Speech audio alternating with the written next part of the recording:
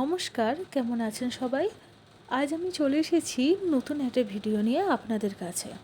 আর চলুন পরিবারের আবদারে একটা কেক বানানো যাক। আজ বানাবো ব্রাউনি।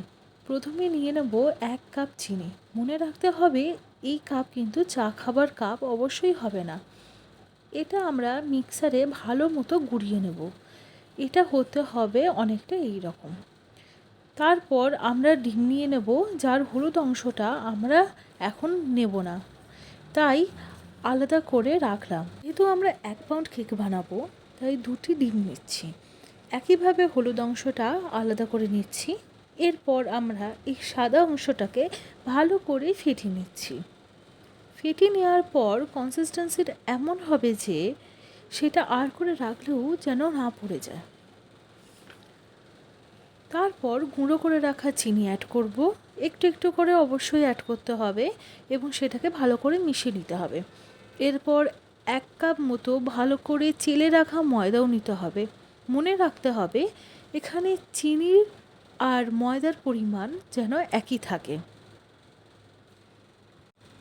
এরপর এই সমগ্র জিনিসগুলোকে একসাথে ভালো করে মিশিয়ে নিতে হবে। তারপর আলাদা করে তুলে রাখা ডিমের হলুদ অংশগুলো মিশিয়ে নিতে হবে।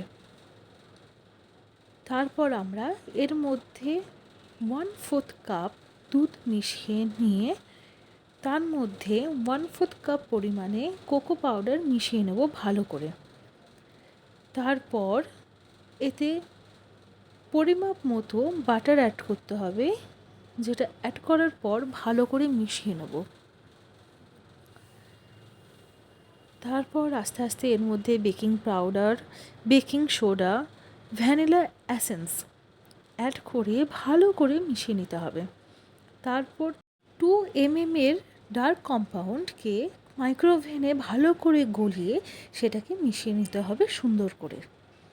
এরপর কেক মল্টে ভালো করে বাটার পেপার লাগিয়ে তাতে ব্রাউনি ব্যাটারটাকে ঢেলে দিতে হবে এবং মাইক্রোওভেনে 40 মিনিটের জন্য ছেড়ে দিতে হবে।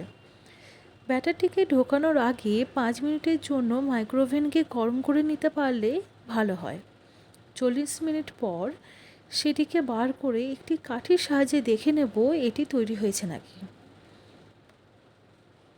যদি কাঠিটি কেকের মধ্যে ঢোকানোর পর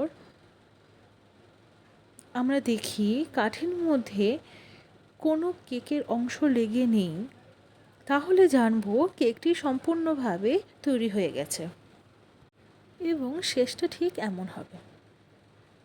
আর এটি খেতেও দুর্দান্ত ভালো হয়েছিল। আমরা খুবই এটা এনজয় করে খেয়েছি এবং পরিবারের সবার এই কেকটি ভীষণ সুন্দর লেগেছে। এটি খুব সুস্বাদুও হয়েছিল। এরকম ভালো ভালো ভিডিও পেতে